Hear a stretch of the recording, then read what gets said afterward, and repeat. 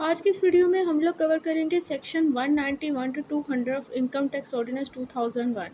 ये section basically deal करते हैं ऑफेंस पोर्शन से, मतलब हर वो चीज़ जो कि इनकम टैक्स ऑर्डिनेंस 2001 के अंदर ऑफेंस डिक्लेयर की गई है। ये जो सेक्शन है सेक्शन 191 टू 200 ये बेसिकली इस ऑफेंसेस से डील करते हैं। अब क्या क्या चीज़ें ऑफेंसेस हैं इस ऑर्डिनेंस के तहत, उनके हवाले से एक सेपरेट वीडियो बनाई जा चुकी है, जिसके अंदर हर वो चीज़ जो कि इनकम टैक्स ऑर्डिनेंस 2001 के अंदर ऑफेंस डिक्लेयर की गई है उसको with the help of chart और एग्जांपल एक्सप्लेन किया गया है। आज की इस वीडियो में हम लोग जस्ट सेक्शन की लिटरल इंटरप्रिटेशन करेंगे, तो लिहाजा सजेशन यही है कि इस वीडियो को देखने से पहले वो जो पहली वीडियो है इस टॉपिक से मुतल्लिक़ बनाई हुई है, हर व्यूअर पहले उस वीडियो को देख ले, फिर उसके बाद ये सेकंड वीडियो देखे ताकि आपको बेटर समझ आ सके। तो स्टार्ट करते हैं सेक्शन से। सेक्शन 191 क्या कहता है? Section 191 provision prosecution for non compliance with statutory obligation, यानी स्टैच्यूटरी का वर्ड जो है स्टैच्यूट से निकला है, मतलब जो कानूनी तौर पर आप पर कुछ ऑब्लिगेशन होती हैं, आप पर इम्पोज की हुई हैं, और अगर आप उनको फुलफिल नहीं करते तो सेक्शन 191 के तहत वो चीज़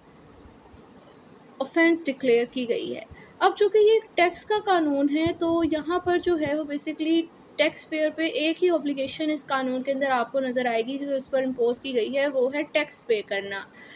अब टैक्स जो है वो एक तरह का नहीं है, टैक्स डिफरेंट तरह के टैक्सेस हैं। जैसे एक नॉर्मल टैक्स होता है, एक एडवांस टैक्स है, एक मिनिमम टैक्स है, एक एडिशनल टैक्स होता है, इसी तरह डिफ़ॉल्ट टैक्स होता है, ड्यू टैक्स होता है आपके पास, यानी डिफरेंट तरह के टैक्सेस जो हैं, with holding tax, advance tax, default tax, normal tax, minimum tax, ये डिफरेंट तरह के टैक्सेस जो हैं वो इस ऑर्डिनेंस के अंदर डिस्कस किए गए हैं। और इन टैक्स को पे करवाने के लिए बेसिकली टैक्स पेयर को कुछ नोटिस वगैरह चाहते हैं कि आप अपना ये जो है वो टैक्स आप पे जो ड्यू है वो आप पे कर दें। अब अगर टैक्स पेयर अपनी इस स्टैच्यूटरी ऑब्लिगेशन को, यानी जो टैक्स पेमेंट करने के वाले से उस पर है, वो अगर वो फुलफ़िल नहीं करता तो अकॉर्डिंग टू सेक्शन 191 इस चीज़ को ऑफेंस डिक्लेयर किया गया है। सेक्शन 191 के अंदर टोटल 13 ऑफेंसेस डिस्कस किए गए हैं, जिसमें 10 तरह के नोटिस हैं कि अगर आप उन नोटिस का जवाब नहीं देते तो वो ऑफेंस डिक्लेयर किए गए हैं, और एक दो ऑब्लिगेशन है कि अगर एक टैक्स पेयर अपनी ऑब्लिगेशन को फुलफिल नहीं करता तो उसे ऑफेंस डिक्लेयर किया गया है। सेक्शन 191 को स्टार्ट करते हैं कि सेक्शन 191 बेसिकली कहता क्या है। Section 191 subsection 1 state that any person who without reasonable excuse fail to comply with the notice under subsection 3 and subsection 4 of section 114 और subsection 1 of section 116, यानी ये कह रहा है कि अगर किसी पर्सन को सेक्शन 114(3) का नोटिस आता है, या सेक्शन 114(4) का नोटिस आता है, या सेक्शन 116(1) सबसेक्शन 1 का नोटिस आता है, और वो अगर बगैर किसी रीज़नेबल एक्सक्यूज़ के उस नोटिस का जवाब नहीं देता तो अंडर सेक्शन 191 वो चीज़ ऑफेंस डिक्लेयर की जाएगी। अब ये नोटिस बेसिकली क्या हैं, इसको हम लोगों ने जिससे पहली वीडियो बनाई थी उसमें ये जितने भी नोटिस अभी इस सेक्शन में आएंगे वो वहाँ पर एक्सप्लेन किए जा चुके हैं, इसलिए यहाँ इस वीडियो में इन चीज़ को एक्सप्लेन नहीं करूँगी, आप पहले उस वीडियो को देख सकते हैं। सिंपल ये कहना चाह रहा है कि अगर ये जो 3 नोटिस आपको आए, आप इनका जवाब नहीं देते बगैर किसी वैलिड एक्सक्यूज़ के, तो सेक्शन 191 के तहत ये चीज़ ऑफेंस कंसीडर की जाएगी। क्लॉज बी में ये है कि अगर आपको सेक्शन 147 के तहत एडवांस टैक्स पे करने का नोटिस आता है और आप वो नहीं पे करते तो वो चीज़ भी ऑफेंस कंसीडर की जाएगी। सेकेंडली सी पॉइंट पे ये है कि अगर आप पर जो ऑब्लिगेशन सेट हुई है इसी चैप्टर के पार्ट 5 के तहत और चैप्टर 12 के तहत, और वो ऑब्लिगेशन बेसिकली क्या है कि विद होल्डिंग टैक्स एजेंट ने जो है वो विद होल्डिंग टैक्स कलेक्ट और डिडक्ट करना है, और वही विद होल्डिंग टैक्स आगे कमिश्नर को पे करना है। अगर आप अपनी ये ऑब्लिगेशन फुलफिल नहीं करते तो ये भी चीज़ ऑफेंस कंसीडर की जाएगी अंडर सेक्शन 191। नेक्स्ट सी ए पॉइंट ये है कि सेक्शन 165 के सब सेक्शन 1 के तहत जो आप पर ऑब्लिगेशन है कि आपने जो पार्टिकुलर्स और कंप्लीट इंफॉर्मेशन प्रोवाइड करनी है, अगर आप वो चीज़ें प्रोवाइड नहीं करते तो वो भी चीज़ ऑफेंस कंसीडर की जाएगी। अब सेक्शन 165 के सब सेक्शन 1 के अंदर basically with holding tax agent के ऊपर ही ऑब्लिगेशन लगाई गई होती है कि उसने जो टैक्स पेयर का विद होल्डिंग टैक्स डिडक्ट करना होता है ना, तो उसी के मतलब उसने इन्फॉर्मेशन प्रोवाइड करनी होती है। तो लिहाजा अगर वो नहीं प्रोवाइड करता तो वो चीज़ भी ऑफेंस कंसीडर की जाएगी। इसी तरह सेक्शन 114 और 176 का नोटिस आपको आता है, अगर आप उसका जवाब नहीं देते तो वो चीज़ भी ऑफेंस कंसीडर की जाएगी। अब ये क्या नोटिस हैं, ये चीज़ भी पहली वाली वीडियो में एक्सप्लेन की जा चुकी है, तो लिहाजा आप वहाँ से देख सकते हैं। नेक्स्ट ये है कि अगर आपको सेक्शन 141 के सब सेक्शन 3 या सब सेक्शन 4 का नोटिस आता है, आप उसका जवाब नहीं देते तो वो चीज़ भी ऑफेंस कंसीडर की जाएगी। अगेन ये नोटिस भी पहली वीडियो में एक्सप्लेन किए जा चुके हैं। मज़ीद ये कि अगर सेक्शन 175 के सब सेक्शन 3 के तहत आपसे कोई असिस्टेंस मांगी जाती है, इस नोटिस के तहत आप वो प्रोवाइड नहीं करते तो वो भी ऑफेंस कंसीडर की जाएगी। और ये तमाम नोटिस जो है, जो पहली वीडियो इससे मुतल्लक बनाई है, उसमें ये चीज़ें एक्सप्लेन की गई हैं। यहाँ पर इस वीडियो में बेसिकली ये था कि लिटरल इंटरप्रिटेशन ही की जाएगी, तो इसलिए ज़रूरी है कि इसको समझने के लिए आप पहले वो वाली वीडियो देख कर आएँ। अब नेक्स्ट है कि अगर एक पर्सन अपना बिजनेस बैंक अकाउंट अपने रजिस्ट्रेशन फॉर्म में या अपने अपडेटेड रजिस्ट्रेशन फॉर्म में या रिटर्न ऑफ इनकम में या वेल्थ स्टेटमेंट में डिक्लेयर नहीं करता तो वो भी ऑफेंस है। नेक्स्ट है कि अगर आप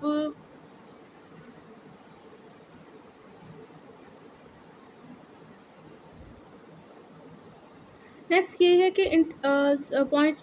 8H integrate his business with board computerize system, यानी अगर वो पर्सन जो उसका बिजनेस है वो जो FBR का सिस्टम है, यानी जो आयरस सिस्टम है, वहाँ से वो अपना बिजनेस रजिस्टर नहीं कराता। मसलन आप ये कह सकते हो कि अगर वो अपना बिजनेस FBR में रजिस्टर नहीं करवाएगा तो अब इस सिचुएशन में ये चीज़ भी ऑफेंस कंसीडर की जाएगी। नेक्स्ट ये है कि अगर जो आप टैक्स वगैरह पे कर रहे हो तो उस टैक्स की जो रसीदें हैं वो बाकायदा FBR की तरफ से वेरीफाइड होनी चाहिए। साल के तौर पर जब हम लोग अपनी रिटर्न जमा करवा रहे होते हैं तो जो हमें 1000 का चालान जमा करवाना होता है, वो भी बेसिकली हम लोग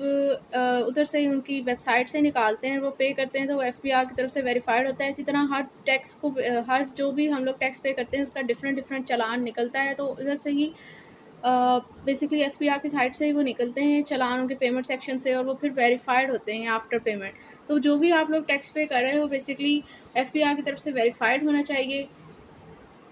अगर वो वेरीफाई नहीं होगा तो वो चीज़ भी ऑफेंस कंसीडर की जाएगी। अगर आप ये जो ऊपर बताए गए हैं, कोई भी एक्शन अगर एक पर्सन करता है, मतलब किसी नोटिस का जवाब नहीं दे रहा है, जो 4 उस पर ऑब्लिगेशन है ये फुलफ़िल नहीं कर रहा, तो अब इस सिचुएशन में समझा जाएगा कि इस पर्सन ने एक ऑफेंस कमिट किया है, जिसके ऊपर अगर इसको कन्विक्शन हो जाती है, सज़ा हो जाती है, तो इस सिचुएशन में अब इसको पेनल्टी जो है वो 1 साल तक कैद हो सकती है और जुर्माना हो सकता है, दोनों हो सकती हैं, कोर्ट की डिस्क्रिप्शन है। Subsection 2. If a person convicted on offence under clause A of subsection 1 fail without reasonable excuse to furnish the return of income wealth statement to which the offence related within a period specified by the court, the person shall commit a further offence punishable on conviction with a fine not exceeding 50,000 rupees or imprisonment for a term not exceeding 2 years or both. Subsection 2 में basically क्या चीज़ के subsection 2 में ये बताया गया है कि अगर किसी पर्सन को सबसेक्शन 1 के क्लॉज ए के तहत सज़ा हो गई है, यानी और सबसेक्शन 1 के क्लॉज ए में बताया गया था कि अगर आपको 114(3) का, 114(4) का, 116(1) का नोटिस आता है और आप उसका रिप्लाई नहीं देते, तो अब अगर उस नोटिस के ना आने पर और रिप्लाई ना देने पर आपको सज़ा वगैरह हो गई है और अब आप उसके लिए कोर्ट में चले जाते हो इसी मैटर पर, और कोर्ट भी आपको कह देती है कि आप अपना ये जो नोटिस हैं 141 सबसेक्शन 3, 141 सबसेक्शन 4, 161 सबसेक्शन 1 का नोटिस जो है इसका रिप्लाई दें, उसके लिए आपको एक टाइम लिमिट्स दे देती है। लेकिन आप फिर भी उस टाइम पीरियड के अंदर अपनी जो है वो return of income wealth statement जमा नहीं करवाते, क्योंकि नोटिस इसी चीज़ के हवाले से होते हैं। तो अब इस सिचुएशन में समझा जाएगा कि आपने फर्दर या ऑफेंस कमिट किया, नहीं अब आपको डबल ऑफेंस की कैटेगरी में रखा जाएगा कि आपने डबल ऑफेंस कमिट कर दिया। अब अगर इस पर आपको सज़ा हो जाती है तो अब आपको जो पनिशमेंट लगेगी वो 50,000 रुपये जुर्माना और 2 साल की कैद और दोनों हो सकती हैं, कोर्ट की डिस्क्रिप्शन है। नेक्स्ट है सेक्शन 192 जो कि डील करता है prosecution for false statement in verification. इस सेक्शन में बेसिकली ये बताया गया है कि जब हम लोग अपनी रिटर्न जमा करवा रहे होते हैं, रिटर्न में कोई डॉक्यूमेंट सबमिट करवा रहे होते हैं, उसके अंदर अगर हम लोग कोई फेक एंट्री कर देते हैं, मतलब ऐसी चीज़ बता देते हैं, ऐसी चीज़ एंटर कर देते हैं जो कि सिरे से ही एग्जिस्ट नहीं करती, तो वो चीज़ सेक्शन 192 के तहत ऑफेंस डिक्लेयर की गई है। सो पढ़ते हैं सेक्शन 192 में क्या बताया गया है। Any person who make a statement in any verification in any return or other document furnished under this ordinance which is false and which the person not believe to be false or does not believe to be true. सो ये कह रहे हैं कि अगर आप लोग कोई return जमा करवा रहे हो या कोई डॉक्यूमेंट जमा करवा रहे हो इस ऑर्डिनेंस के तहत और उस रिटर्न और उस डॉक्यूमेंट के अंदर eight a time of verification आप कोई ऐसी स्टेटमेंट दे देते हो जिसके बारे में आपको पता है कि वो फॉल्स है और आपको यकीन है कि वो फॉल्स ही है, मतलब आपको पता है कि ठीक नहीं है, फेक एंट्री है, तो इस सिचुएशन में समझा जाएगा कि इस पर्सन ने the person shall commit an offence, किसने ऑफेंस कमिट किया, जिसकी पनिशमेंट क्या है। अगर आपको सज़ा हो जाती है तो इसमें आपको पनिशमेंट जो है वो फ़ाइन है 100,000 rupees up to 100,000 rupees, maximum lakh जुर्माना, और इम्प्रिजमेंट जो है वो मैक्सिमम 3 साल की हो सकती है, दोनों हो सकती है, कोर्ट की डिस्क्रिप्शन है। इसके लिए एग्जांपल यही है कि मिसाल के तौर पर आप जो है वो अपनी रिटर्न सबमिट करवा रहे हो और आपके पास जो है इतना तोला गोल्ड नहीं है, कोई भी आपके पास जेवर नहीं है या कोई आपके पास जो है वो एग्रीकल्चरल एसेट नहीं है, लेकिन आप जो है वो चीज़ें इंटर कर देते हो, ऐसी चीज़ें अपने रिटर्न में जो कि आपके पास हैं ही नहीं, मतलब आप फेक एंट्री कर रहे हो, तो ये समझा जाएगा कि आपने 192 का ऑफेंस कमिट किया। इसी तरह आप मिसाल ले लें कि आप सैलरी पर्सन हैं और नहीं, इस मिसाल ले लें कि आप जो है वो बिज़नेस पर्सन हैं और बिज़नेस पर्सन के ऊपर 6 लाख के इनकम पर एग्जेम्प्ट ऑफ टैक्स है, तो आप कोई डॉक्यूमेंट ही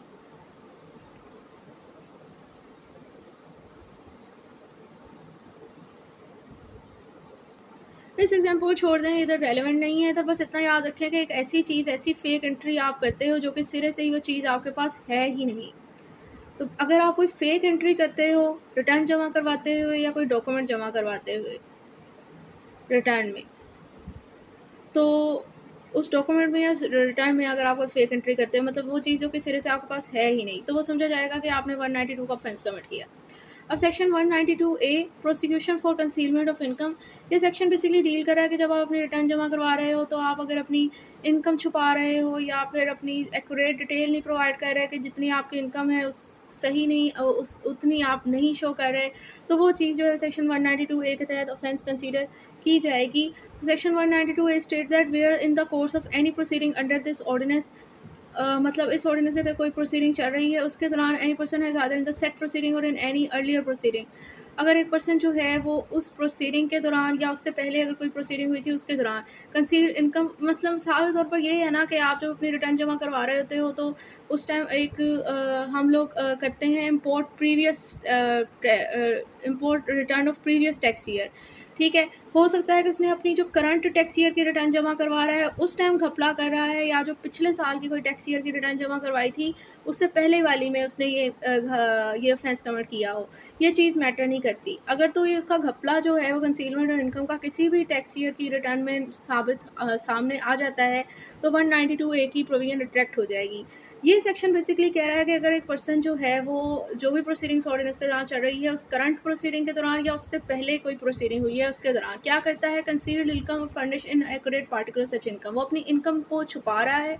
या अपनी इनकम छुपा नहीं रहा तो उसके मतलब सही डिटेल प्रोवाइड नहीं कर रहा। And the review impact of such concealment और फर्निश ऑफ इनएक्यूरेट पार्टिकल्स, और जो ये इसका घपला है, जो इसकी इनकम को छुपाना या सही डिटेल प्रोवाइड ना करना, ये मैक्सिमम इसकी रेंज क्या है, इसका रेवेन्यू इम्पैक्ट क्या पड़ा है इस इनकम का कि वो 5 लाख तक जा रहा है, 500,000 रुपीज़ और मोर, 5 लाख जा रहा है या उससे ज़्यादा जा रहा है, तो ये समझा जाएगा कि इसने ऑफेंस कमिट किया है जिसके ऊपर अगर आपको सज़ा हो जाती है तो अब आपको मैक्सिमम 2 साल की कैद और जुर्माना और फ़ाइन दोनों हो सकते हैं। इसको एक एग्जांपल से समझते हैं कि मिसाल के तौर पर एक पर्सन अपनी बिजनेस रिटर्न जमा करवा रहा है और 6 लाख तक इनकम एग्जेम्प्ट ऑफ टैक्स है, लेकिन उसकी 12 लाख की इनकम है।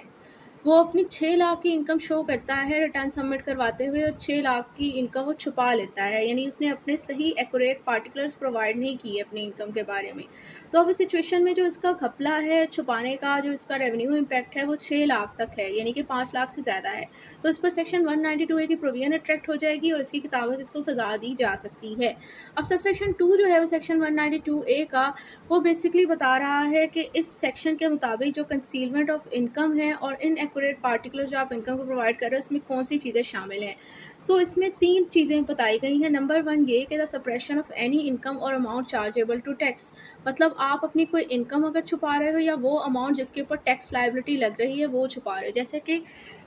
यहाँ पर पहली एग्जांपल जो थी उसमें हम लोगों ने देखा कि 6 लाख पे टैक्स नहीं लग रहा था, लेकिन 6 से ज़्यादा पे लगता था और उसकी तो 12 थी, तो अमाउंट चार्जेबल टू टैक्स उसने छुपा ली। इसी तरह है the claiming of any deduction for any expenditure not actually incurred, यानी आप कोई ऐसा खर्चा शो कर रहे हो डिडक्शन बनाकर जो कि एक्चुअली तौर पर हुआ ही नहीं है। ये बहुत ज़्यादा लोग जो है वो अपने बिजनेस एक्सपेंसेस के अंदर बिजनेस रिटर्न जमा करवाते हुए लोग अपनी बुक ऑफ अकाउंट नहीं बनाते और उस टाइम जो है वो अपने बिजनेस एक्सपेंसेस बढ़ा के अपनी टैक्स लायबिलिटी को घटाने की कोशिश करते हैं। तो वो चीज़ भी कि अगर आप अपनी टैक्स लायबिलिटी को घटाने के लिए कोई ऐसा खर्चा जो ऐसी डिडक्शन की शो कर रहे हो, खर्चे को डिडक्शन बनाकर शो करना चाह रहे हो जो कि असल में हुआ ही नहीं है, ताकि आपको डिडक्शन क्लेम कर सको और आपकी टैक्स लायबिलिटी कम हो सके, तो वो चीज़ भी जो है वो कंसीलमेंट ऑफ इनकम की कैटेगरी में आती है। इसी तरह क्लॉज सी है कि any act refer to in subsection 1 of section 111 में जो यानी सेक्शन 111 के सबसेक्शन 1 के अंदर जो एक्ट मेंशन किए गए हैं, अगर आप वो करते हो तो वो चीज़ भी कंसीलमेंट ऑफ इनकम और furnish in accurate particle of income की कैटेगरी में आते हैं। अब सेक्शन 111 सबसेक्शन 1 के अंदर क्या चीज़ें मेंशन की, इसमें बताया गया है कि अगर आपका कोई इन्वेस्टमेंट आपने कहीं की गई है, अगर आपने वो इन्वेस्टमेंट की है इसका मतलब वो भी तो आपकी इनकम है, अगर आप अपनी इन्वेस्टमेंट छुपा रहे हो। दूसरा ये कि अगर आपकी जो टर्नओवर है, सेल रिसिप्ट हैं, जो भी आपके बुक ऑफ अकाउंट में क्रेडिट मेंशन हुए हुए हैं, मतलब जो इनवॉइसेस आपकी रसीद हैं कि इतना पैसा आपने जनरेट किया है, इतना आपका टर्नओवर है, अगर वो चीज़ें आप छुपा रहे हो तो वो चीज़ें भी कंसीलमेंट ऑफ इनकम की कैटेगरी के अंदर ही आती हैं। आई होप सेक्शन 192A जो है वो क्लियर हो गया होगा। नेक्स्ट है सेक्शन 192B। ये बता रहा है prosecution for concealment of an offshore asset, यानी अगर किसी पर्सन का कोई गैर मुल्की सरमाया है, अगर कोई उसे छुपाता है तो अब उस सिचुएशन को भी उसकी कंसीलमेंट भी ऑफेंस कंसीडर की जाएगी। So section 192B state that any person who fail to declare an offshore asset to the commissioner और furnish inaccurate particular of an offshore asset, अगर कोई पर्सन अपना एक उसका गैर मुल्की सासा है, फेल टू डिक्लेयर मतलब कि उसने उसे कंसील कर लिया, उसने उसे शो ही नहीं किया कमिश्नर को कहाँ शो करना था, बेसिकली रिटर्न जमा करवाते हुए आपने अपने गैर मुल्की सासा जा जो 116A के अंदर थे वो डिक्लेयर करने थे, वो आपने डिक्लेयर ही नहीं किए,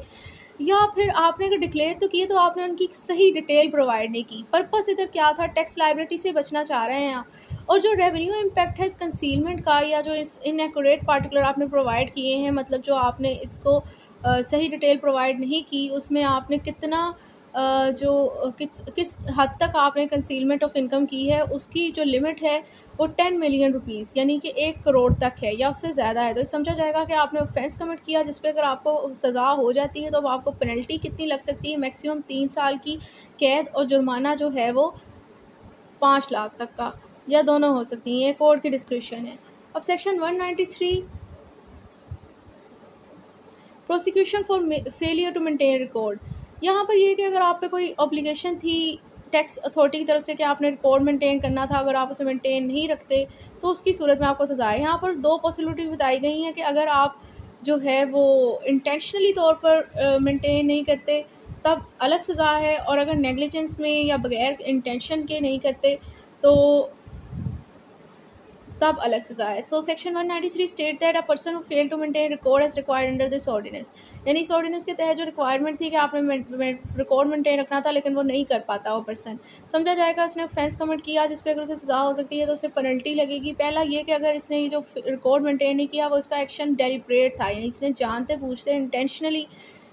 इसने फेलियर हुई है इस रिकॉर्ड मेंटेन करने में, तो इस सिचुएशन में इसको जुर्माना लग सकता है 50,000 तक का मैक्सिमम, और सज़ा जो है वो इससे 2 साल की मैक्सिमम हो सकती है, दोनों हो सकती हैं।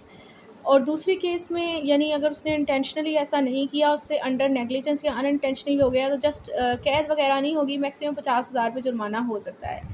अब सेक्शन 194 है जो कि डील करता है prosecution for improper use of NTN, यानी अगर आप नेशनल टैक्स नंबर का गलत इस्तेमाल करते हो। यहाँ पर मिसाल ये है कि अगर एक पर्सन अपना ही फेक NTN बनाता है या किसी दूसरे पर्सन का NTN इस्तेमाल कर रहा है तो वो चीज़ भी ऑफेंस कंसीडर की गई है। तो क्या कहते हैं section 194, the person who knowingly और रेकलेसली, अगर एक पर्सन जानते पूछते हुए या फिर गफलत में भी use of false national tax number certificate एक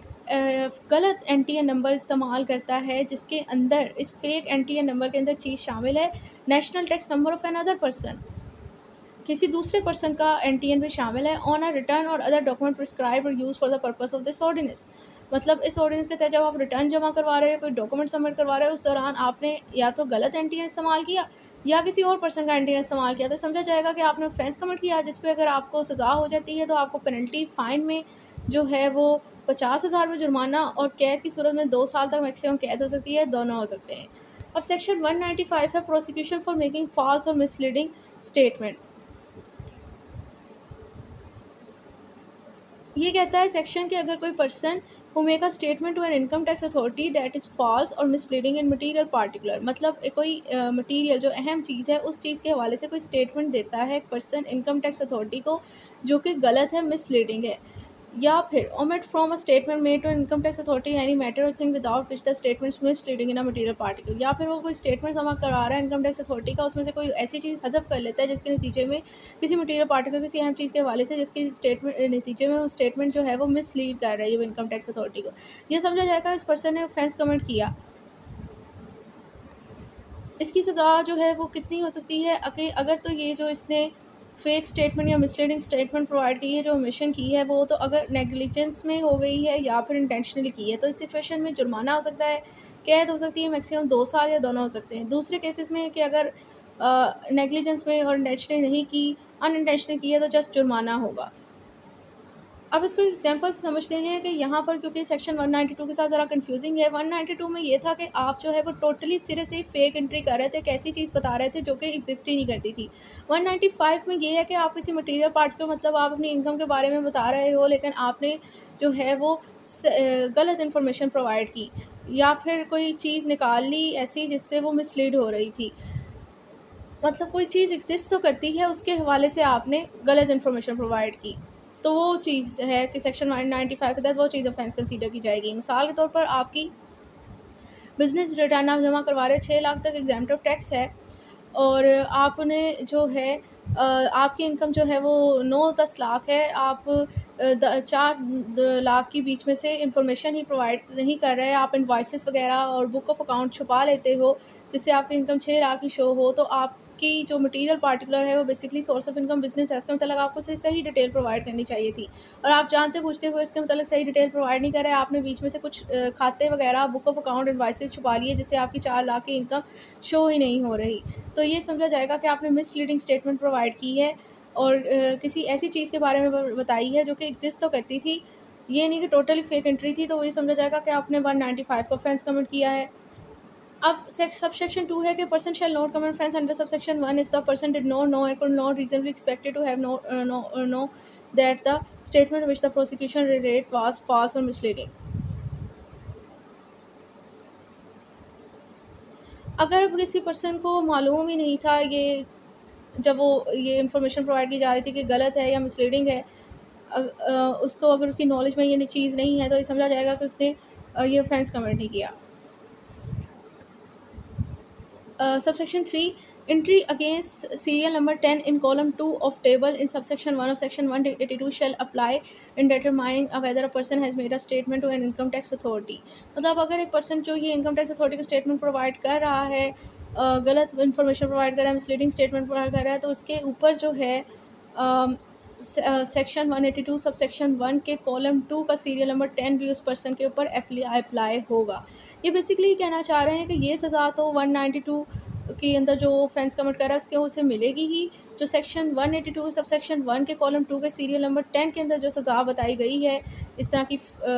मिसलीडिंग और फॉल्स स्टेटमेंट प्रोवाइड करने के वाले से, वो सज़ा भी से मिलेगी। और वो सज़ा ये है कि इस पर्सन को जो है या तो 50,000 रुपये जुर्माना होगा या फिर जितनी इसने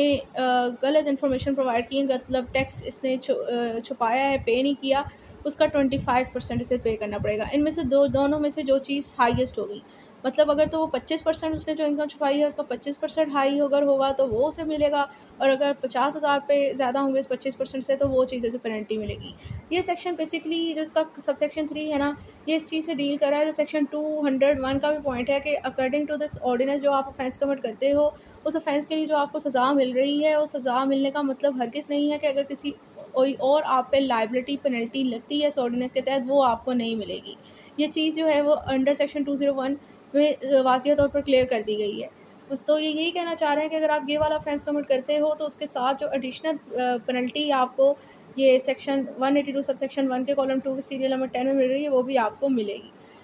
section 195A prosecution for non compliance with notice under section 116A। अब यहाँ पर ये बेसिकली नोटिस आता है, खैर इधर पढ़ते हैं, any person who without reason excuse fail to comply with the notice under subsection 2 of section 116। अगर किसी पर्सन को सेक्शन 116 के सबसेक्शन 2 का नोटिस आ जाता है, ये बेसिकली आता है एक पर्सन को कि उसके जितने भी गैर मुल्की सासाजात है ना, उसके हवाले से उसने इंफॉर्मेशन प्रोवाइड करनी होती है। इसके लिए पहले से 116 एक सबसेक्शन 1 ए का नोटिस आता है, अगर वो जवाब नहीं देता तो फिर ये वाला नोटिस आता है। अगर आप तब भी बगैर किसी वैलिड एक्सक्यूज़ के इस नोटिस का जवाब नहीं देते तो समझा जाएगा कि आपने एक ऑफेंस कमिट किया, जिसकी सज़ा जो है अगर आपको कन्विक्शन हो जाती है तो मैक्सिमम 1 साल तक कैद है और जुर्माना है जो कि मैक्सिमम 50,000 फिर दोनों हो सकते हैं। Section 195B prosecution for enabling offshore tax evasion. इसमें ऑफशोर टैक्स एवेजन ये है कि आप अपना जो गैर मुल्की सासाजात पे जो टैक्स आपका बनता है वो आप पे नहीं कर रहे, डिफ़ॉल्ट कर रहा है, और कोई पर्सन आपकी इसको इस चीज़ में टैक्स से बचने के लिए आपकी मदद कर रहा है, तो ये बेसिकली नेबलर्स के ऊपर है कि उनको कितनी पेनल्टी लगेगी। तो 195A 195B जो है, सॉरी 195A के साथ ही रिलेटेड है। तो सेक्शन 195B में है कि any enabler who enable guide और advice any person to design arrange और मैनेज अ ट्रांजैक्शन और declaration such a manner which result in offshore tax evasion. मतलब अगर कोई पर्सन किसी पर्सन को ऐसे एडवाइस कर रहा है, ऐसे गाइडलाइन प्रोवाइड कर रहा है कि आप अपनी रिटर्न जमा करवाते हैं, डिक्लेरेशन ही बेसिकली रिटर्न है, उसमें कोई ऐसी ट्रांजैक्शन शो करो कि जिसके नतीजे में जो आपका गैर मुल्की टैक्स आप पर बनता है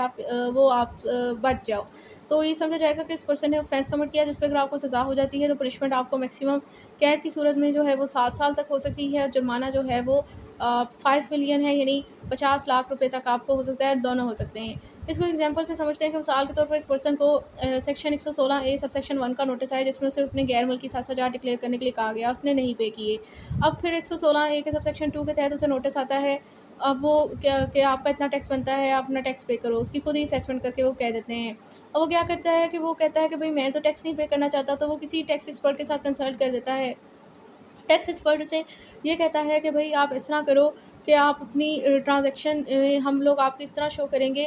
कि आपकी जो गैर मुल्की सासाजात थे जिस पर टैक्स लग रहा था, वो आपने सेल आउट कर दिए थे किसी प्रीवियस टैक्स ईयर के अंदर, और उधर से आपने पाकिस्तान के अंदर जो है वो कोई वो कर ली, ज़री ज़मीन ख़रीद ली, और उस ज़री ज़मीन को फिर आगे आपने फ़र्दर कल्टीवेशन पर दे दिया। अब आपको वहाँ से सिर्फ रेंट आ रहा है और वो एग्रीकल्चर पर्पस के लिए वो जगह यूज़ हो रही है। इसका मतलब ये कि उसने से इस तरह के ट्रांजैक्शन बना दिया उस चीज़ को कि जिस चीज़ पर टैक्स लग रहा था तो पहले ही बेच हो चुकी है, और यहाँ पर जो है वो इसके साथ ये चीज़ खरीदी जा चुकी है, जिसके ऊपर टैक्स लगता ही नहीं है एग्रीकल्चरल इनकम पे। तो इस तरह वो अपनी टैक्स लायबिलिटी से बच जाता है। और अगर बाद में इनके खिलाफ इंक्वायरी होती है और ये दोनों इस चीज़ के अंदर मुलव्वस पाए जाते हैं कि ऐसा तो कुछ हुआ ही नहीं है, इन्होंने फेक एंट्रियाँ की हैं, तो अब 195A की उस पर्सन के खिलाफ, टैक्स पेयर डिफ़ॉल्टर के खिलाफ, डिफ़ॉल्टर टैक्स पेयर के खिलाफ, और जो अनेबलर होगा 195B की उसके खिलाफ ये उसकी 195B की कार्रवाई हो जाएगी। इन दोनों के लिहाज इन दोनों को पेनलाइज़ कर लिया जाएगा। Section 196 prosecution for obstruction and income tax authority. A person who obstruct and income tax authority, इसमें सिंपल यही है कि जो भी इस ऑर्डिनेंस के तहत फंक्शन परफॉर्म करने हैं इनकम टैक्स अथॉरिटी ने, अगर कोई इसके अंदर हर्डल क्रिएट करता है, ऑब्स्ट्रक्शन क्रिएट करेगा, तो ये समझा जाएगा इस पर्सन ने ऑफेंस क्रिएट किया, और उसको जो है वो पनिशमेंट हो सकती है, जुर्माना हो सकता है, और 1 साल की मैक्सिमम कैद हो सकती है, दोनों हो सकती है, कोर्ट की डिस्क्रिप्शन है। Section 197 prosecution for disposal of property to prevent attachment, यानी अगर कोई पर्सन अपनी प्रॉपर्टी को अटैच होने से बचाने के लिए अपनी प्रॉपर्टी को डिस्पोज ऑफ कर दे तो वो भी ऑफेंस कंसीडर किया जाएगा सेक्शन 197 के तहत। सो ये कह रहे हैं कि where the owner of any property और person acting on the owner behalf और क्लेमिंग अंडर द ओनर, अगर जो है वो actual owner of the property जो कि मूवेबल और रिमूवेबल दोनों हो सकती है, वो बताते खुद या कोई पर्सन जो उसके बिहाफ पे एक्ट कर रहा हो या उसके बिहाफ पे क्लेम कर रहा हो, यानी कि जो जैसे पोसेसर हो गया, बेनिफिशरी हो गया, वो पर्सन, ये लोग ओनर या पोसेसर ऑफ द प्रॉपर्टी, अगर प्रॉपर्टी को सेल, मॉर्गेज, चार्ज, लीज और अदरवाइज डील, अगर ये प्रॉपर्टी को जो है वो मॉर्गेज पे गिरवी रख देते हैं, चार्ज या लीज पे रख देते हैं, क्योंकि अब ये जो वर्ड है ना, मॉर्गेज हमेशा सिर्फ इमूवेबल प्रॉपर्टी पे होता है, चार्ज और लीज और अदरवाइज से मुराद ये है कि प्लेज वगैरह कर देंगे, ये मूवेबल प्रॉपर्टी पे होगा। मतलब अगर कोई पर्सन जो है वो actual owner of the property या जो उसका पोसेसर ऑफ द प्रॉपर्टी है, उसके बिहाफ पे कोई काम कर रहा है, बेनिफिशरी वगैरह, वो जो आपकी प्रॉपर्टी है वो चाहे मूवेबल है मूवेबल, अगर वो उसे गिरवी रख देते हैं, प्लेज कर देते हैं, चार्ज पे, लीज पे कर देते हैं, अगर उन्हें नोटिस आता है कोई कमिश्नर की तरफ से after the receipt of the notice, मतलब उन्होंने ये जो एक्शन किए हैं प्रॉपर्टी के साथ डिस्पोज ऑफ किया है वो कमिश्नर की तरफ से नोटिस मिलने के बाद किया है। इंटेंशन उनके पीछे क्या है डिस्पोजल की, with the view to preventing the commissioner from attaching it, ठीक है, कि कमिश्नर से अटैच ना कर ले, इस चीज़ से बचाने के लिए उन्होंने ये कार्रवाई की। तो समझा जाएगा कि इन्होंने ऑफेंस कमिट किया जिस पर अगर आपको कन्विक्शन हो जाएगी तो जुर्माना जो है वो आपको लाख रुपए तक हो सकता है फ़ाइन, और कैद जो है वो आपको मैक्सिमम 3 साल तक हो सकती है, दोनों हो सकते हैं। Section 198 prosecution for unauthorized disclosure of information by public servant, मतलब ये कि अगर कोई इन्फॉर्मेशन पब्लिक सर्वेंट की तरफ से डिस्क्लोज हो जाती है जिसके मतलब उसे अथॉरिटी नहीं थी उस इन्फॉर्मेशन डिस्क्लोज करने की, तो वो चीज़ भी ऑफेंस कंसीडर की जाएगी। अब सेक्शन 198 क्या कहते हैं, कहते हैं person who disclose any particular contravention. इसमें बेसिकली ये बताया गया है कि अगर कोई पब्लिक सर्वेंट कोई ऐसी इन्फॉर्मेशन डिस्क्लोज कर देता है जो कि सेक्शन 107 के सब सेक्शन 1 की वायलेशन है या सेक्शन 216 की वायलेशन है, तो समझा जाएगा कि उसने ऑफेंस कमिट किया जिसपे उसे जो है वो पेनल्टी लग सकती है। मैक्सिमम जो है वो मिनिमम जो है वो 5 लाख तक है, 5 लाख से कम नहीं होगी, और जुर्माना कैद जो है वो मैक्सिमम 1 साल तक हो सकती है, दोनों हो सकते हैं। अब ये 107 सब सेक्शन 1 और सेक्शन 216 के अंदर क्या चीज़ मेंशन है ये हम लोगों ने पहली वीडियो में बता दिया था। अब है section 199 prosecution for abetment. Abetment मदद करना होता है, वो कहते हैं where a person knowingly and wilfully abet aid abet assist incite और induce another person to commit offence under this ordinance, मतलब इस ऑर्डिनेंस के अंदर जो भी ऑफेंसेस मेंशन किए जो कि ऊपर तक हमने पढ़ लिए हैं, अगर कोई पर्सन जानते बूझते हुए इन ऑफेंसेस को कमिट करने के लिए किसी पर्सन को इंसाइट उकसाता है, इंसाइड इंड्यूस है कि उसे उकसा रहा है, एड अबेट असिस्टेंस है कि उसकी मदद कर रहा है, तो समझो situation the first person shall commit offence, तो ये समझा जाएगा कि जो पर्सन ऐसा कर रहा है ना उसे उकसा रहा है, उसकी मदद कर रहा है कि इसने ऑफेंस कमिट किया है। और अगर अब इसको सज़ा हो जाती है इसमें जो उसे पेनल्टी लग सकती है, जुर्माना लग सकता है, और जो कैद है वो मैक्सिमम 3 साल की हो सकती है, दोनों हो सकते हैं, कोर्ट के डिस्क्रिप्शन पे के दोनों होंगी। अब सेक्शन 200 है offences by company association of person. इस सेक्शन में बेसिकली बताया गया है जो ऊपर अभी तक हमने जितने भी ऑफेंसेस पढ़े हैं, अगर वही ऑफेंसेस जो है वो कोई एओपी यानी एसोसिएशन ऑफ पर्सन या पार्टनरशिप फर्म या कंपनी वगैरह करती है तो फिर उन्हें क्या पेनल्टी लगेगी। सेक्शन में बेसिकली यही बताया गया है कि उन्हें भी वही पेनल्टी लगेगी जो कि एक इंडिविजुअल टैक्स पेयर को लगती है, क्योंकि टैक्स पेयर यहाँ पर जो ऑफेंसेस हैं बेसिकली इस ऑर्डिनेंस के अंदर वो यही है कि अगर आप टैक्स डिफ़ॉल्ट करते हो, अपना टैक्स पे नहीं करते, तो वो according to this ordinance offence consider किया जा रहा है। टैक्स पेयर 3 तरह के हैं, एक इंडिविजुअल होता है, एक कंपनी होती है, एक एओपी होती है। अभी तक के जितने भी सेक्शन में हम लोगों ने पढ़ा तो वो जो एक ऑफेंस कमिट कर रहा था वो एक इंडिविजुअल टैक्स पेयर कर रहा था, और उसको क्या सज़ा दी जा रही थी वो भी ऊपर मेंशन हो गई थी सेक्शनों में। अब यहाँ पर सेक्शन 200 में ये बताया जा रहा है कि अब जो दूसरे 2 रिमेनिंग टैक्स पेयर रह गए हैं कि अगर वही कंपनी या एसोसिएशन पर्सन जो कि टैक्स पेयर हैं अगर वो यही ऑफेंस कमिट करते हैं जो कि ऊपर वाली सेक्शन में बताए गए हैं, तो उन्हें क्या सज़ा मिलेगी। उन्हें भी सेम वही सज़ा मिलनी है, जो याद रखने वाली बात है, जो कि एक इंडिविजुअल टैक्स पेयर को वो जो ऊपर मेंशन की ऑफेंस उसमें उन्हें मिल रही थी वही इनको भी मिलेगी। अब बात यहाँ पर ये है कि ये तो एक जुडिशियल पर्सन है, कोई इंसान तो है नहीं, तो जुर्माना तो हम बेशक इन्हें कर सकते हैं लेकिन कैद में तो इन्हें नहीं डाल सकते। तो कैद में डालने के लिए हम जो इनके मेंबर होते हैं एओपी के और कंपनीज़ के जो डायरेक्टर, प्रिंसिपल ऑफिसर, मैनेजर होते हैं उनको पकड़ा जाता है। तो देखते हैं कि सेक्शन में क्या बताया जा रहा है। Section 200 state where an offence under this part is committed by a company. अगर इस पार्ट के अंदर जो ऑफेंस डिस्कस किए गए हैं वो तो सेक्शन 200 कहता है कि where subsection 1 state that where an offence under this part is committed by a company, यानी वो ऑफेंस जो इस पार्ट के अंदर डिस्कस किए गए हैं अगर वो ऑफेंस जो है अगर कोई कंपनी कमिट करती है, then every person who at the time of the offence was committed, जो जो जिस टाइम ये ऑफेंस कमिट हुआ तो जो पर्सन उस टाइम क्या था, clause A the principal officer, a director, general manager, company secretary और other similar officer of the company. तो उस टाइम जिस टाइम ये ऑफेंस कमिट हुआ तो जो भी पर्सन उस टाइम कंपनी का प्रिंसिपल ऑफिसर था, डायरेक्टर था, जनरल मैनेजर था या कंपनी का सेक्रेटरी था या इसी तरह का कोई ऑफिस सिमिलर ऑफिसर था, या फिर एक्टिंग और purporting to act in that capacity, या तो फिर वो इस कैपेसिटी के अंदर यानी इस मैनेजर की, सेक्रेटरी की या इसी तरह की सिमिलर ऑफिसर की कैपेसिटी के अंदर वह काम कर रहा था, तो उस पर्सन को shall be not withstanding anything contain in any the law, यानी कोई कानून जो इसी कानून के साथ इस टाइम एग्जिस्ट कर रहा है उस कानून में अगर कुछ और मेंशन किया है उस चीज़ को हम उस टाइम प्रेफर नहीं करेंगे। हम ये कहेंगे कि ये पर्सन जो है shall be guilty of offence, इस पर्सन को यानी इसके मैनेजर को, डायरेक्टर को, सेक्रेटरी को या इसी तरह की other similar officer of the company को कंसीडर किया जाएगा कि इसी ने वो ऑफेंस कमिट किया है, और all the provision of this ordinance shall apply accordingly, और इस ऑर्डिनेंस की जो प्रोविजन है उसके ऊपर एप्लीकेबल होंगे। मिसाल के तौर पर अगर उसने किसी नोटिस का जवाब नहीं दिया होगा तो जो उस नोटिस के जवाब ना देने की सज़ा होगी। इसी तरह अगर उसने जो कंसीलमेंट ऑफ इनकम की है या उसमें सही से अपने पार्टिकुलर्स रिटर्न में सही डिटेल नहीं प्रोवाइड की, फेक एंट्री की है, तो जो उधर हम लोगों ने ऊपर वाले सेक्शन में पढ़ा कि जो उस तरह इंडिविजुअल टैक्स पेयर को उस पर करने पर सज़ा मिल रही थी, वही इसके जो ऑफिसर हैं, मैनेजर, डायरेक्टर हैं या इस तरह सिमिलर कैपेसिटी वाले ऑफिसर हैं, उनको भी यही सज़ा दी जाएगी, क्योंकि ये समझा जाएगा कि ऑफेंस उन्होंने कमिट किया। अब है सब सेक्शन 2, जिसमें बताया जा रहा है कि वही ऑफेंसेस जो कि इस पार्ट के अंदर डिस्कस किए गए हैं, अगर वो एओपी कमिट करेगी, तो अगेन वो तो एक जुडिशियल पर्सन है, उसे हम कैद में नहीं डाल सकते, हम उसे जस्ट जुर्माना ले सकते हैं। तो कैद में डालेंगे हम किसे पकड़ेंगे? हम उसके मेंबर्स को पकड़ेंगे। तो सब सेक्शन 2 में क्या बताया जा रहा है कि where an offence under this part is committed by an association of person, के जो इस पार्ट के अंदर ऑफेंस डिस्कस किए गए हैं, अगर वो एओपी करती है यानी कोई पार्टनरशिप कोई फर्म करती है, then every person who at a time the offence was committed, जो जिस टाइम ये ऑफेंस कमिट किया, तो हर वो पर्सन जो कि was a member of association, उस टाइम जो एओपी का मेंबर था, shall be not standing anything contain in any other law, मतलब इनकम टैक्स ऑर्डिनेंस के साथ अगर कोई कानून इस टाइम एग्जिस्ट करता है और इसके अंदर इस सिचुएशन से डील करने के लिए कोई और चीज़ प्रोवाइड की गई, तो उस टाइम ये चीज़ मेंशन नहीं की देखी जाएगी। इस कानून के तहत हम ये समझेंगे कि shall be guilty of offence, इसी इनके मेंबर्स को, एओपी के मेंबर्स को समझा जाएगा कि ऑफेंस उन्होंने कमिट किया, and all provision of this ordinance shall apply accordingly, और इस according to this provision of this ordinance उस ऑफेंस की जो सज़ा होगी वही सज़ा इनके मेंबर को मिल जाएगी। सबसेक्शन 1 एंड ऑन कन्विक्शन मिलेगी। Subsection 3, subsection 1 and 2 shall not apply to a person where, अब ये कुछ इन लोगों को प्रिविलेजेस प्रोवाइड की जा रही है कि कब ये लोग बच भी सकते हैं, एओपी के मेंबर्स और कंपनी के डायरेक्टर या अदर सिमिलर कैपेसिटी ऑफिसर, ये किस सिचुएशन में बच सकते हैं। तो subsection 3 state that subsection 1 and 2 shall not apply to person